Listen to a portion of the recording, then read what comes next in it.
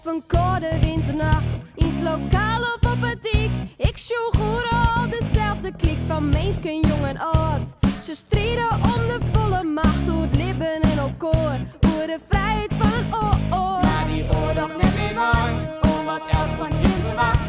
Want mijn eigen weerse doel, zit ik zelfs op mijn gevoel.